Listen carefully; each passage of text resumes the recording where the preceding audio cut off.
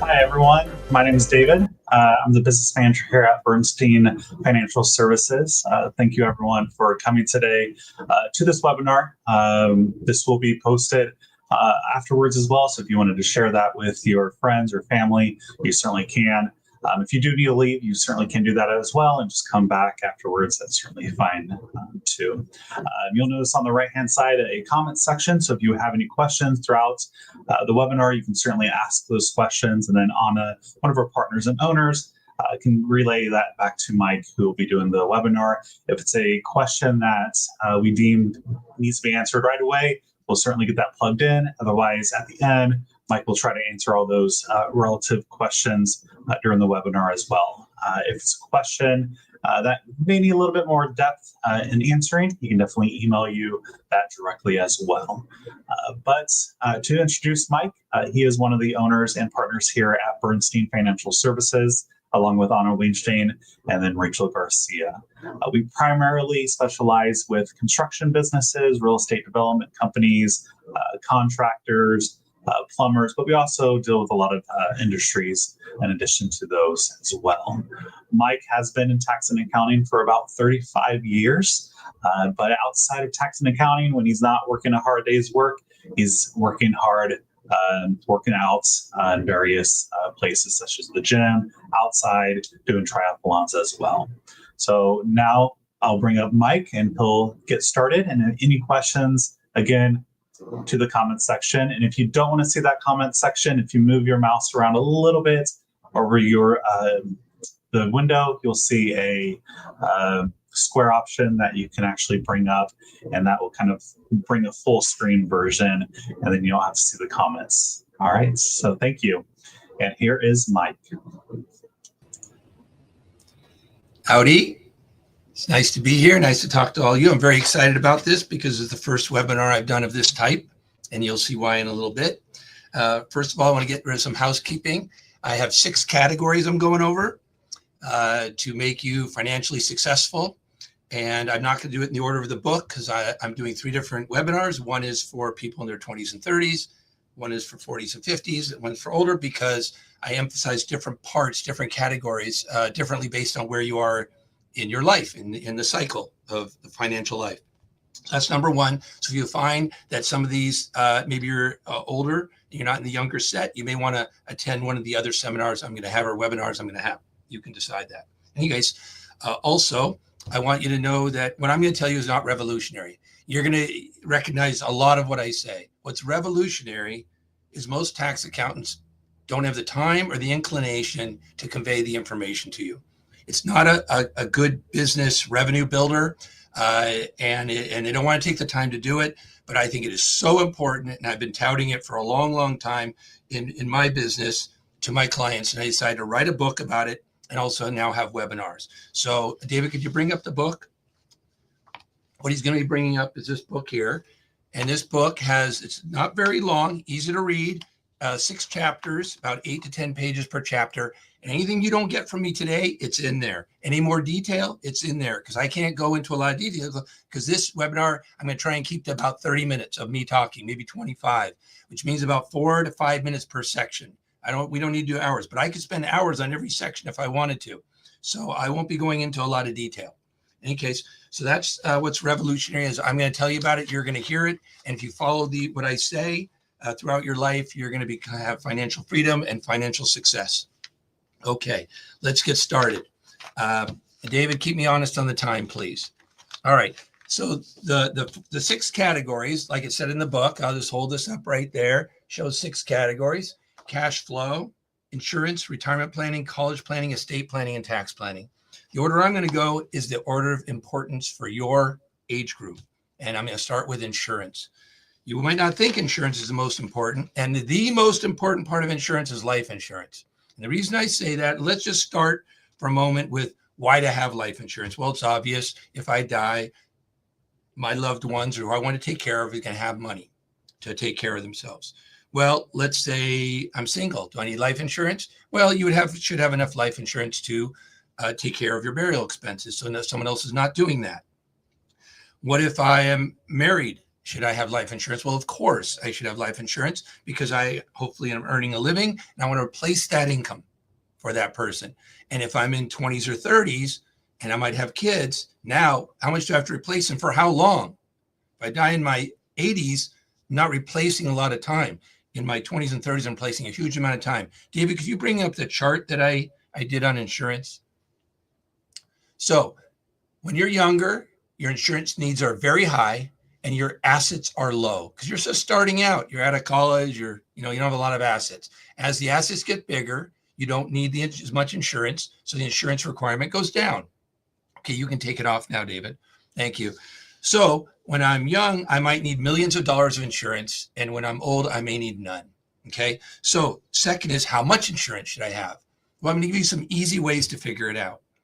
If I'm just going to use an even number. Has nothing to do with, by the way, we have people on this webinar that are listening that have all sorts of different situations. Some have higher equity, some have none, some make a lot of money, some don't make much. So you're going to have to take what you can from what I'm saying and apply it to your situation. In any case, let's say I need to replace $100,000 of income if I die for my family per year. Well, you should buy 20 times insurance, $2 million. Why? $2 million invested at 5% is going to give you $100,000 a year. That means the $2 million could stay there, and that $100,000 could be used every year to help fund the family. Should it really only be $100,000? Probably not. Probably should be more because remember, if there are kids involved, they're going to have care, they're going to have needs, they're going to have college. It's got to last a long time. So important to figure out how much insurance you need. And so you want to replace your income plus more, maybe enough for the spouse to buy a different house. Maybe enough spouse is working for them to stay home and be with the kids till they grow up. This will you talk to your insurance person, they'll figure that out. Next is, and by the way, I have notes down here so I don't forget anything. I'll be looking down. Sorry about that. Next is what type of insurance, permanent or term? All I can tell you is you have to get enough. if the permanent insurance, which costs more, look at my book and I'll tell you all about permanent insurance. If it costs more to get, you may not be able to afford to get enough. Mike, I can only afford to get $1 million of permanent insurance. No, get less permanent, get enough term, because you got to have enough insurance. Term costs less. Okay. And again, read the book to find out how these work. Next, let's say even with term, I can't afford to get the 3 million I want to get and my wife to get 500,000. So get less and add more. You can have more than one policy. Get $1 million now, get $1 million next year, year after that, until you can afford it to get the right amount. And later in life, you can lop them off a little bit. There are other types of insurance besides life insurance. Oh, by the way, one more thing. I've heard this before. Well, isn't it better to invest the money rather than waste it on life insurance? Because I probably won't die for a long, long time. Well, that's fine if I live a long time. But if I die 2 years from now, what good is the $10,000 I saved or $20,000 versus $2 million? And that's why we have life insurance. Okay. So start with something.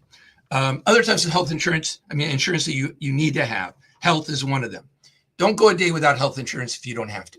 Try every day of your life to have health insurance, and the best you can have, especially for tragic accidents, because just for paying for copays, not as much is important. It's monetary, but to cover cancer or other things, very important, because that's one of the biggest reasons for bankruptcy before the Affordable Care Act, because people it wouldn't cover, and they would have to claim bankruptcy to get out of the medical expenses. The Affordable Care Act has helped a little bit because it covers more, but we don't know if that's going to stay in place. Health insurance, always have it. A couple others, that long-term care, auto, obviously you should have. You should have home insurance.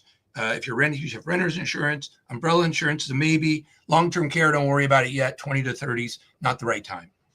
Okay, that's enough for insurance. Let's move on to the next one. Spend a little more time on that one than the others. Cash flow planning. David, could you bring up the cash flow planning spreadsheet? When you make decisions, let's go to the first page first, the description. In my book, there's a description page, and then there's income and expenses, or maybe you only have this one, Dave. Is this the only one we have? Not sure you can hear me. Anyways, there's 3 pages to this particular spreadsheet in my book. There's an instruction page, there's the cash flow planning, income and expenses, and there's the assets and liabilities. So you can see that in the book. When you make purchasing decisions, you should be doing it with knowledge of what your cash flow is. When you want to buy a car, when you want to go on vacations, you say, Mike, I got to look at my cash flow every time I'm going to do those. Well, you think about it, but you don't think whether you have the extra money. So you need to do some sort of financial spreadsheet. I've done these my whole life, maybe not as intricate as this. I don't care if it's written down on a piece of paper or you do it in a spreadsheet, but you put in the income at the top, that's your net pay, and you put the expenses down below, mortgage, rent, property tax, all of those expenses. You make every one of them monthly. So if I am paying insurance twice a year for auto, I take the total year, divide by 12, put it in there monthly. That way I know how much I need to set aside every month. There's an example to pay my bills. Once you have this, you should know this number. I call it your number. You should know what comes in. I have $10,000 coming in. I have $8,400 going out on average based on what I spend. I know I should be positive about $1,000, $1,500, and that includes vacations, it includes groceries, it includes all the things in there. Now I know I can budget for those things, and I can spend money on them rather than guessing. You shouldn't be surprised when the property tax is due and you can't pay it if you haven't set it aside. So you got to do this cash flow. This is a source of arguments in a family between the spouses. This is not a reason to tell your spouse to spend less. It's a reason to collaborate, not argue, work on making it so that you can have extra money to put aside for these other things like insurance, retirement, kids' college, etc. Okay, now it might be good, might be bad, might be medium. Do it like it is. Don't make it up like you want it to be. Look at the history of what you've been doing for the last several months or year and put in what's happening, not what you want to happen. Then you can revise it to what you want to happen after that. Otherwise, you're starting with something that isn't true. It's not going to work. Okay. You need to do it, renew it every year or two as things changed. And the last thing is then once you do this, when I say, okay, you need to buy insurance and you go get a quote on insurance and it's $2,400 a year and it's going to be $200 a month, you put it in here and you know you can afford it. If it's negative here and you're negative cash flow, okay, you know you are. Now, what are you going to do about it? Are you going to just accrue credit card debt? or you can solve it two ways. Try and make more income some way, second job, get raises, whatever, you improve that, go to school to get more degrees, or you have to cut down the expenses and figure a way to change that to get to that number to be positive. There'll be times in your life that you can't make it positive. Maybe one of your spouses decide to stay home with the kids for 1 year while they're young. Well, you might be negative during that time. Plan it. Okay, where are you going to get the money for it? Maybe she goes back here, she goes back to work, and then you're positive again. If the person's not going to go back to work, you have to change your structure, figure out how to change your cash flow. Let's go on to the next item. Item C, retirement planning. Retirement plan, you could take this out there. So the third page in my spreadsheet talks about assets and liabilities. And throughout your life, you should be keeping track of this. When you're 20s and 30s, not going to be a lot of assets up there, not a lot of checking or savings, not a lot of 401k. There may be some credit cards. You could even be negative equity. It's possible. Don't let that bother you. Just make a plan over time that over time it's going to get better, and it will if you invest. So let's talk about retirement planning. What is considered retirement planning? People think the only thing in retirement planning is a 401k or an IRA. No. Anywhere you put any money or assets is retirement planning. I don't really care if you put it all in a 401k or you put it all in an after-tax savings account or a brokerage account or you buy property. It's all part of a retirement plan. That's what you have to think about. Yes, the IRA gives you a deduction. The 401k gives you a deduction. We'll talk about that in a few minutes. But the bottom line is you need to be putting money away somewhere. Okay, good. So you got to start. If you're not putting away money, put something away. Start with something. I don't care if you start with $25 a month, $100 a month, $50 a month. If you could do $500 a month, better. Now, just let you know, if I told you I wanted you to have $3 million when you retire and you got nothing right now, you say, what? How could that be? All right. You put $1,000 a month away. Let's say next year you have a good enough job, you can do that. That's $12,000 a year. You do that for 10 years. Okay. If you do that and let it earn at 6%, you got $500,000. If you just do it for 10 years, $1,000 a month, in 30 years, you got $500,000. Now, what if you could put more away? What if you could do it more than 10 years? You could do this. You could raise a lot of money over time, sinking fund, keep putting in. Okay.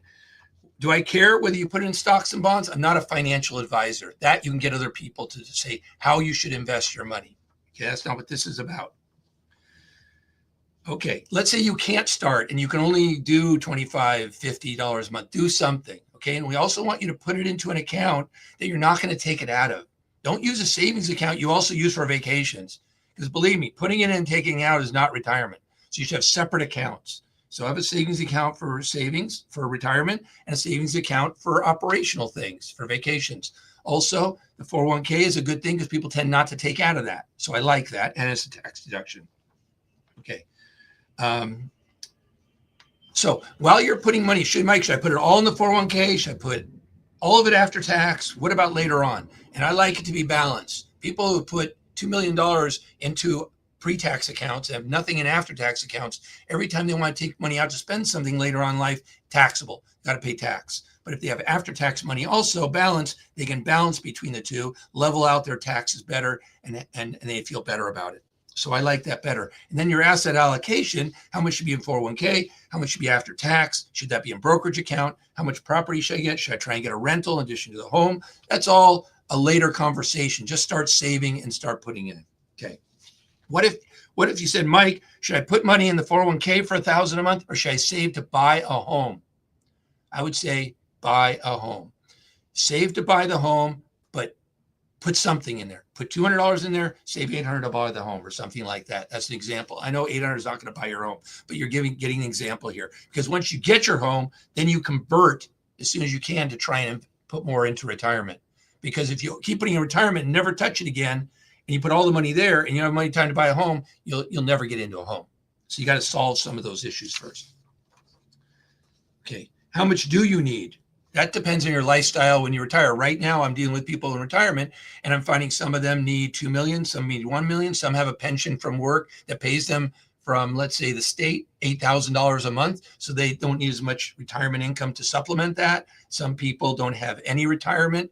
They only have Social Security, and that may be 3,000 or 4,000, and so they need more invested. So it just depends on your situation. But as you get later in life, you have these discussions, and we see how much you're going to need to live. I've decided at retirement when I'm 55 years old, I decided at retirement at 65, I'm going to need around 14,000 a year to live the way we want to live. Okay, fine. What do you have invested? What are your Social Security? What are your pensions? We figure out what more you have to do in the last 10 years to get to that number. Meanwhile, start on the road. Okay, let's go to the next item. We're going to go to estate planning. You say, well, Mike, 20s and 30s, I need an estate plan. Okay, let's talk about what an estate plan does. First of all, it doesn't save taxes. Unless your estate's over 15 million each. That's pretty high. It'd be great if you're already there. But if you're not, it's not for tax purposes, okay? It's for care. It's for direction of assets. So let's say I'm married. Let's start with I'm married with 2 children. And I'm in my 30 years old, okay, 35, 32 years old. Number one, I need a lot of insurance for that. So you make sure you get your insurance. If I die without a trust, there's going to be a probate most likely. And let's say I don't die. Let's say I become incapacitated and the spouse has to care for me. I know there's an insurance issue and a money issue. That's part of the savings and insurance and long-term care, all those things. But can she care for me without a trust? Can she just say, I'm going to take care of him and I can make medical decisions for him? I think she'd have to get court involvement, especially if somebody else, a parent or someone else, disagrees with the care. Whereas a trust, it designates, I designate my spouse to take care of me. Says it, no court involved. I've already said it. If she can't do it because she's incapacitated from an accident or died during that accident, there's a successor for that medical. And then I also have a trustee for money. And that person, we might be the spouse first, okay? Then it'll be a successor, will also handle the money and take care of me while I'm incapacitated, which might last 1 year, might last the rest of my life. So when do I get a trust? Well, if you're single, there's only you, not quite as important, although you want someone you know to do the care. So for the care, I think it's important. And also think of a living trust. It's called a revocable living trust because while you're alive and well, you can change it. You can revoke it. Let's call it a treasure chest. The treasure chest has instructions inside it, and the instructions are the trust. It says who's in charge. But if you don't put anything in the treasure chest, they have nothing to manage. So that's why you title your assets in the name of the trust. Then the trustee can use those assets to care for you in a hospital or whatever has to happen. Okay. So what about the children? If let's say both my spouse and I get in an accident and there are 2 minor children left, who will care for them? Well, I know my parents will care for them. Well, maybe my wife's parents will care for them. Well, what if they argue over it? Now it goes to court. Maybe in my trust, I should say who should take care of them. And first is we agree first is this successor. If they cannot do it or don't want to do it, then it goes to another and then another. So that way you made the decision rather than others fighting over the decision. That's why you have a living trust. And then you can also have the assets in there so that they can care for the children properly and of age, they may get the assets over time. Okay. Not to mention that it avoids probate, which is a very good thing, which causes delays and has costs. Okay. We're going to move on that morbid subject to, oh, by the way, I should make a disclaimer, not a lawyer, not giving legal advice, go to an attorney for a trust. Okay. Thank you. Next, which is the 5th one, college planning. When should you start college planning? When the child is born. Now, you don't start immediately, but as soon as a child is born is a great place to start. So after 1 or 2 or 3 years, certainly I did. I'll tell you what I did. So what I did is I put away money I was only starting about $50 or $75 a month when I first started putting into an UTMA or UGMA account. And those stand for Uniform Gift to Minors Act or Uniform Transfers to Minor Act. But it's the same thing. It's opening an account in the child's name with the child's social security number, but you're the guardian until they're of age. You could put it in there. You could put it in a 529 plan. You could put it in education IRA. You can go into my book and see which better for you. Bottom line is money goes in there.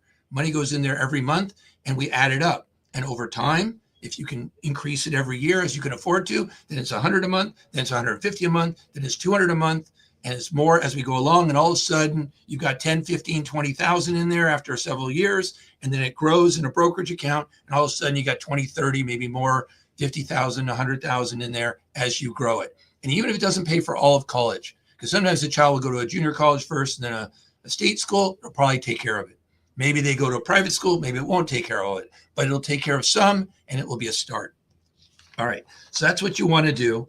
And if you use the UTMA or UGMA account, you'll see in the book that there's some tax advantages for that too, not just a 529 account. Okay. Separate accounts for this. Do not put in an account that you plan to take and use for your normal operating expenses. Always, I don't care if you have 7 savings accounts for different things. You should do it.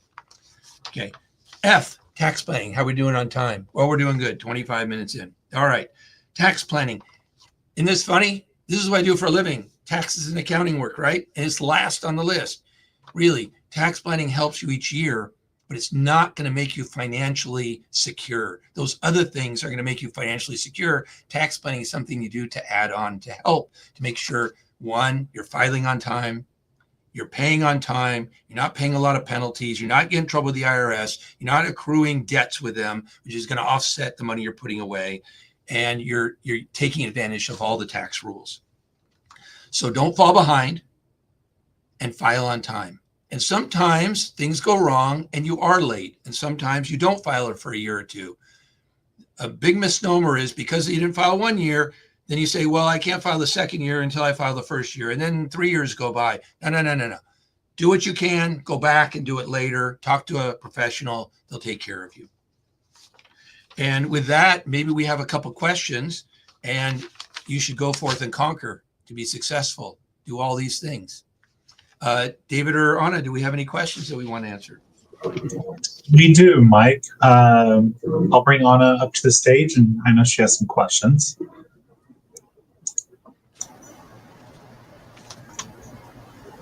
Okay, the first question is, someone asked, what about overfunding insurance, for example, IUL? Yeah, so that's a form of retirement, and I've had some of those myself. I like them because it kind of forces you to sell. So what the person's talking about is I buy a permanent life insurance. Let me just, since we're getting the question, a permanent life insurance means the premium doesn't change. It stays the same.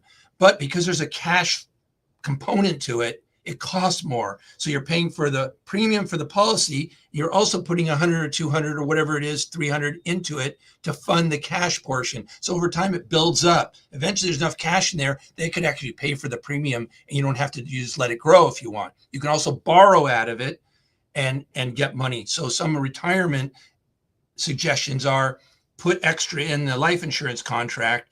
Then when you get of age to retire, let's say there's 200,000 in there by then because of the growth, you can actually borrow out $2,000 a month in retirement, no tax because you're borrowing it. As long as it doesn't surrender before you die, then policy is enforced. You got that money, all the earnings tax free.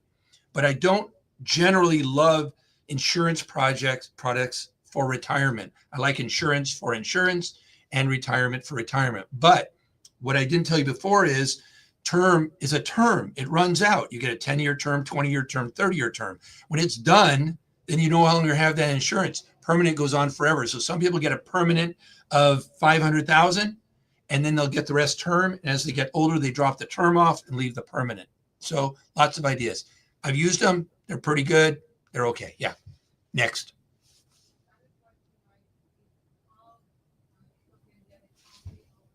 You're muted, I think. I can't quite hear you, but Sorry about that. Yeah. The question is how they can get a copy of the spreadsheet. Oh, so it's in the book, but I can have David. Let's arrange. We're going to do 2 things. We're going to send everybody who's in this webinar a digital copy of the book. That way they don't have to go get it. And number 2, we'll give them a email with the spreadsheet on there, the planning spreadsheet. And another option is you guys can go to our website and download from there. Yeah, that's right. It's on the website as well. Thank you, Anna. And David, can you please put in the chat our website address? That's all from my hand. Okay. Well, I've done such a good job. There's no more questions, but I want to go back just one moment to yes. There are a couple more questions as well. Oh, okay. Let's do it. All right. First one, do you still run marathons? Well, at 66, the doctor says I shouldn't do any marathons, but I've been doing 5Ks and 10Ks. And if things go right, I might do another Ironman by the time I'm 70, and that involves a marathon. So we'll see.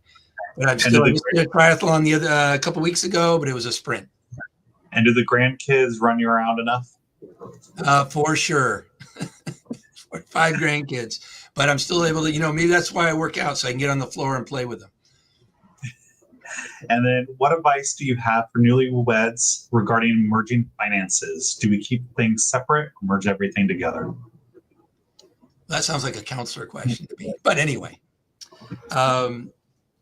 sometimes when people have very, very high value estates, movie stars do this, they keep their stuff separate to make it easier because there's enough money for each of them anyways, and they don't want to mix it up. If there is a legal reason, financial reason like that, then you would do it. But if you're starting out married with very little, like I did, I don't see a reason to keep anything separate. You just put it together because you started with nothing. But if you have assets that are pre-marriage, that are significant, probably should get some legal advice on how to deal with that. Not really a tax question. And if you keep your finances separate, you can actually still file jointly, but there would be joint liability in the tax filings. And you can also file separately if you want. It's a little bit longer discussion, a little more complicated issue. Good question, though.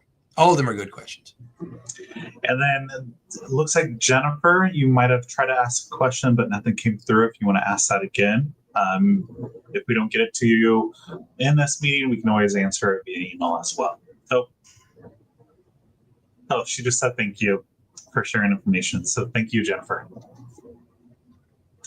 But we do have, what advice do you have for teens to be more financially literate? Teens? Yes. Read the book, first of all, cover to cover page, word by word, and you'll be more financially literate. The other thing you can do is understand, because you have to just ask questions. Understand what's in your W-2. Why are there withholdings? What are those withholdings? What do they go to? What does the FICA go to? That's Social Security. What does the Medicare go for? Medical retirement. But understand them. You're not too young to understand them. So you understand where your money's going and understand what you'll have later on. And when the government changes the tax laws and changes those things, you'll understand them. So ask questions about your pay. Ask questions about matching funds for an employer you work for a 401k, or they'll match. If they say we'll match the first 4% of your wage, find out what that means and put in that minimum amount so you get 100% matching on that. So be financially literate, ask questions about all the things that you're doing, and read the book. And I believe that is all the questions that we have. Oh, somebody else just came one through. What are you, at 33 years old, what are your views on Social Security in the future? Tax rates question. As older people will tell you, at every level of age, people think Social Security is not going to last. I was told that when I was 25 and 30, not going to last. It's going to be out by the time you're 50. That's going to run out at 45. I don't think it's going to be gone in the short term, and I'll tell you why. There's a couple reasons. One, I think I read the statistics. You can look it up yourself. How many people in our country, older people, live on Social Security alone or have under $50,000 in a savings account and are living on Social Security? It's a very high number percentage. Imagine if Social Security went away, what the government would have to do with all these homeless older people. Well, it wouldn't happen. Okay, could they cut it off now and let them get it? And what you paid in so far, you get some sort of bonus out? Well, the problem is Social Security, or the problem with that is Social Security is not just a retirement program, it's a social program. So if I have 4 kids and I die when they're underage, those kids each get Social Security benefits until they're, I think, 18 or finish high school or something like that. Well, that's way more than I put in. That's coming from somewhere. It's coming from other people's contributions. So what are they going to do about those social programs as part of this Social Security base? And what about all the money people have already put in? Very complicated to deconstruct this Social Security system. And I think it's really good to have this support for the community, because some people are unable or don't want to put in money for themselves. And if we didn't have Social Security, they're going to have nothing. And that's why it was put there in the first place. If you think it's going to go out, watch. Congress will change the Social Security wage base to make more put in. They might change the rate a little bit so it's funded longer, and they will keep funding it. So I think it's going to stick around. I think it's going to be there, but don't depend on it solely. You should never depend on Social Security solely. You should be investing separately. Sorry for that long diatribe. And as of right now, I believe that is all the questions. Double checking, unless anyone else has any other questions. Oh, we have another one. Social Security, Medicare, Medicaid is 46% of the federal budget. How is this sustainable without significant change? Well, I'm not a politician, but change can happen two ways, right? Through, just like on your tax, your financial, your cash flow, either deductions can reduce or revenue has to increase. And we know the political parties have a different opinion on where that should happen, but those are the two things. Now, the system is a little broken. I don't know what's going to happen, but one of those two things are going to happen. So if they lower deductions, there are going to be services that are cut and people are going to get hurt on that side. Or if they raise tax rates, people are going to get hurt on the revenue side. I'm not saying which is right, which is wrong, but one of those two is going to happen unless it continues on, our debt gets higher and higher. And then I don't know what happens. We have a problem with our debt. I'm not sure. It may not be. I agree that's not sustainable for the long term, but usually something curves in the either more revenue or a little bit more revenue and a little bit less expense, something like that. Everybody needs to watch the movie Dave, because Dave's able to solve it in about an hour in a meeting with the president in that movie. So maybe they can ask me to come and talk to the government. That's it. Thoughts on whole value versus variable universal life insurance? Yeah, I think you're getting a little bit too specific on insurance by itself. I understand what you're asking. Generally, universal versus the whole life. The whole life normally, I think, only gives you an interest rate calculator, whereas universal, you can invest in the market. So it depends when you want to be more aggressive with your investment. And if you're going to have it for a long, long time, I like the market better than an interest rate, because over the long haul, the market does fine. Over a couple of year period, it can go up or down. But you look over any 10-year, 15-year period, the market has done very, very well.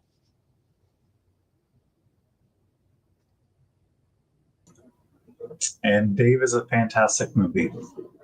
Sorry, I missed that. Dave is a fantastic movie. Oh, yeah. Someone said, yeah. Yes. I liked it. Okay. All right. Well, then we've done it for today. I hope you've maybe you haven't learned a lot of new things, but you've learned you have to do them. No one's going to do them for you. Start off, take the first steps on all these things. Don't try and do everything in the first month and be overwhelming, but move forward. Thank you so much for attending.